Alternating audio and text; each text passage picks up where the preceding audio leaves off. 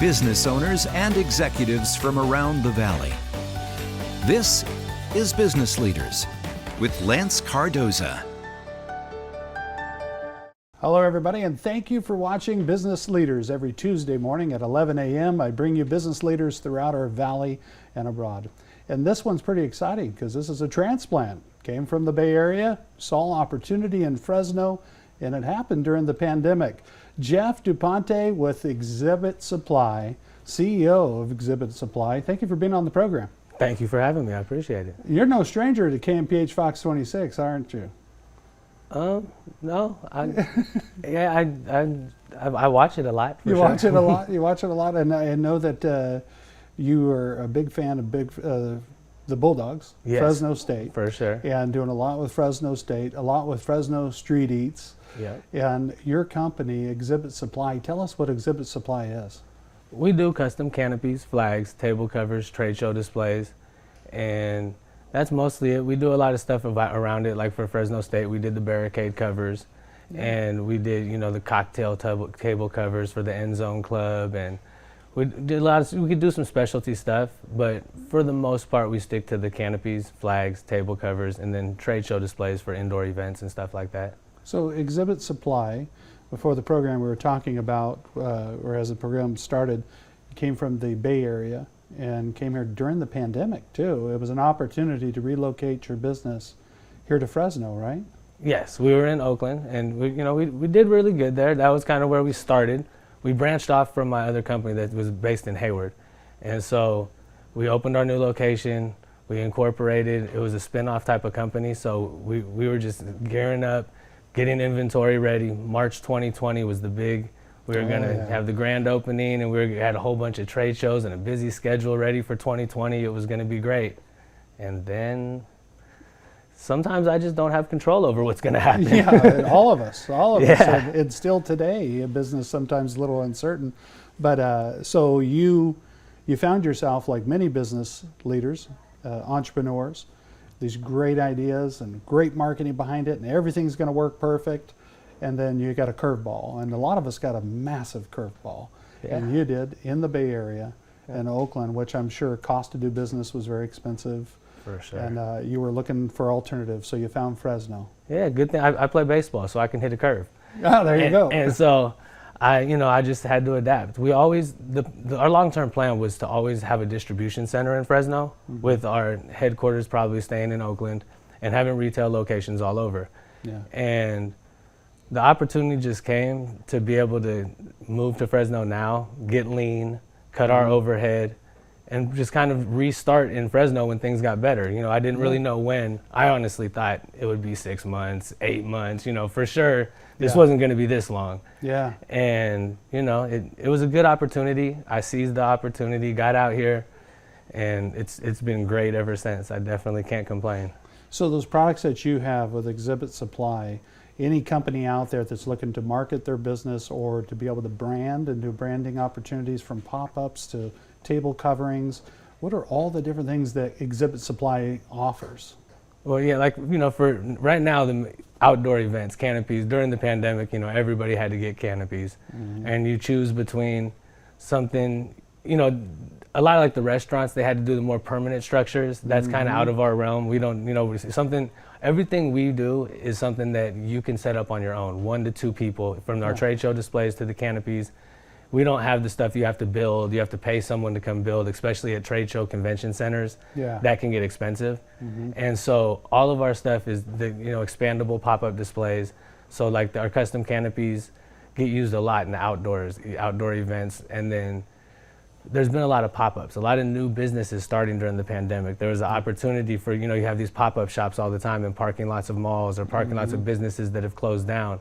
So there's a lot of new companies that are starting, and their first, they start out of a pop-up, and your option is go to Walmart and get the $99 canopy, which is where everybody starts. Yep. You break 1 or 2 of those, and you realize I could probably spend on something a little nicer, and then you get your logo and your branding, and we can help you with all of that, and we get a good uniform look, and you can slowly add on. We have a new food booth coming out this month that is full screen all around with doors in the back, windows, and it's all printed on the screen, which nobody really does. Does the screen so where you can see out, but there's still Yeah, and you can see branding on in the still, outside? Yeah. but that you can see out more than in. Yeah. And the outside has printing on it, so we can actually print on the screen. So I think like Fresno Street Eats and a lot of those street Yes. vendors that are out there would love that. And I For think sure. also too, with the health department, there's requirements for that, making sure it's screened in. So if you have a pop-up that has that ability already, that's great. Yeah, during the pandemic, the health inspectors that haven't been coming out as much, and people have been getting away with a lot more than they could in the past, which is kind of okay. It's, you know, it's tough to just start, so it's Yeah. good, but they're going to be cracking down once Yeah. things open back up and they get to do their job better. And all of our canopies come with fire certificates sewn in, which is the first thing that the inspector is going to look for. Because if you serve food, you have to have a fire certificate sewn in.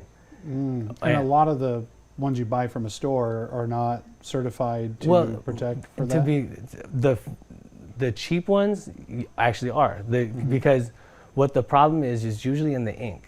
So the ones that aren't custom, just the plain white that you buy at the store, because they don't have ink in them, they're actually easier to get fire rated because the inks are what's more flammable. Got it. And so it's a lot of the custom ones. If you get the big name, more expensive brands, they all have fire certificates sewn in. Most of if you buy something cheaper or, you know, the not as big name brand, they usually don't. And that's where we wanted to make sure and separate ourselves and be with the bigger brands and make sure that we are on the same par as they are with the same standards, same, you know, requirements to. So you're protecting your clients that are making this investment and getting something that has the branding and everything they need. You're also making sure safety comes along with that, quality comes along with that. Exactly. Like you said, the third time they set it up, it's not the legs are falling off of it. Yes. You know, so you have quality. And your stuff is beautiful. You got a beautiful quality that you offer to your clients as well.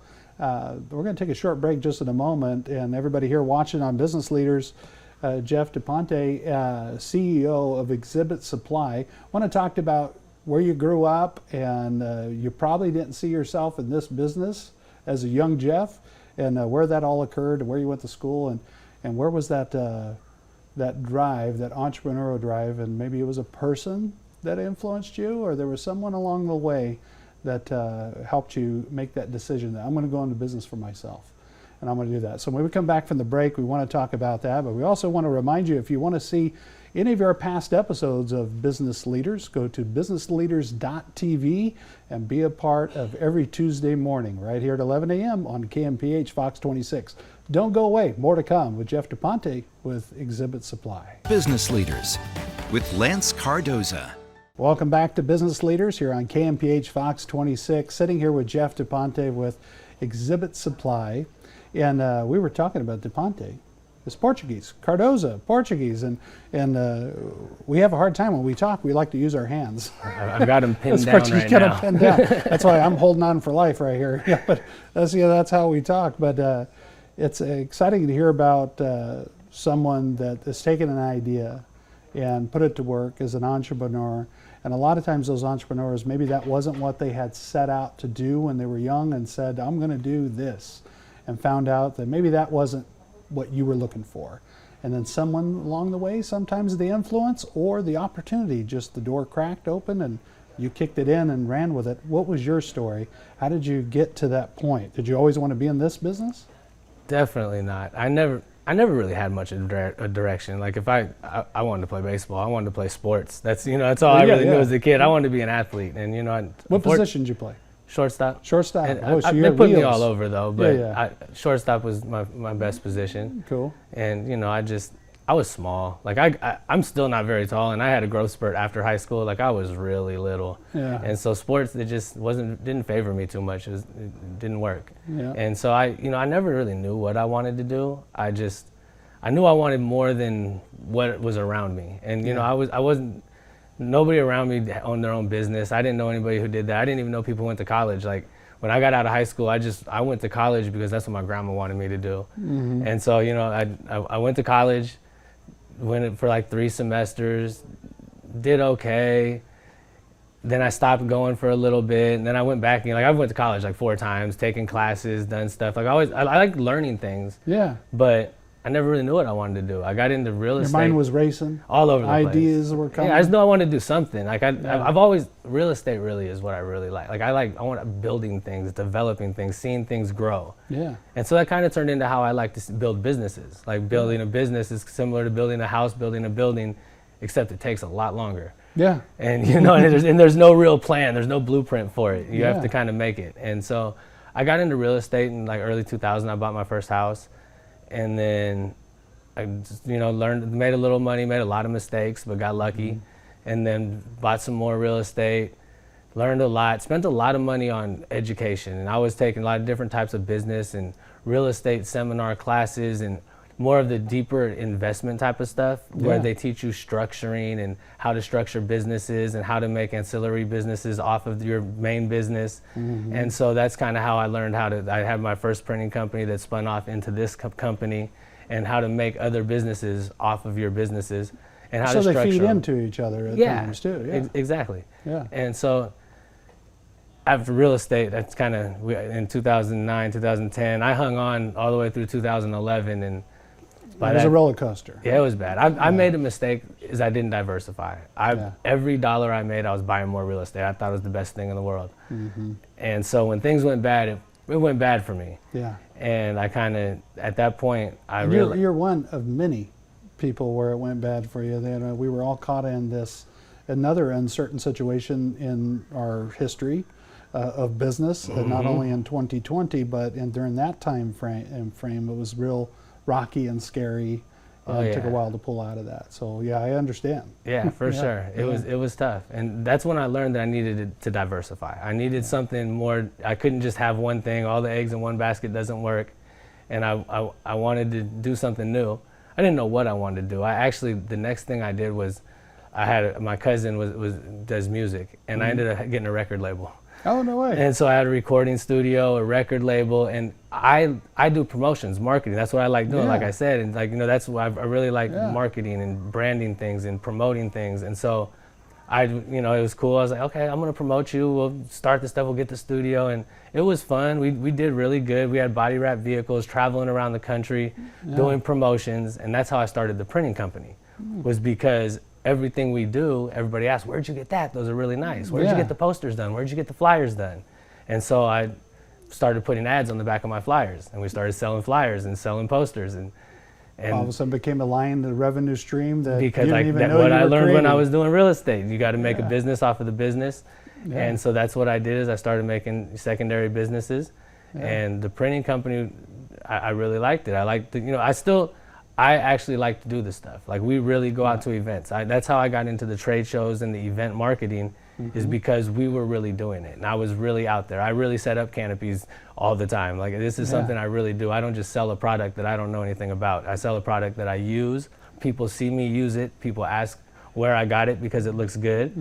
And I provide the services. And and you know what a customer needs. I think that's the other part too. If you're using that market, and there's so many people that sell a widget or whatever it is, and they're not a customer of the product themselves, you question it and you wonder about it. And with you built business on it, and you were continuing to offer that to other people. Other people were saying, hey, where'd you get that? And you did it yourself. So graphic design, is that something that's always been a strong suit for you guys too? Well, I don't do graphic design at all. I leave that to the professionals. But we've always had really good designers. That was our strong suit, especially with the record label part. Is I had one of the best designers around, and we always had the best looking stuff. The thing is that I always make sure, like, I want to look like the big boys. You know, if whatever the guys on TV look like and what their advertisements look like, that's my standard. My standard was never the people around me. My standard's never been, I want to be better than the next guy next to me. I want to be like the guys on TV. I want to be like the guys in the newspaper. I want to be the people that are doing it right, obviously. And you can't, that's where a lot of people get caught up, is they just want to be better than the guy next to them. And sometimes the guy next to you is not even up to the standard you should be exactly. at. So you end up only making yourself just as good or a little bit better than that guy. But still not good enough. Not good enough. A lot of that fire in your belly coming from that as a business owner came from somewhere. When we talk about that, you mentioned your grandma. I know she had some influence on you. When we come back right here with Business Leaders, more with Jeff De Ponte with Exhibit Supply.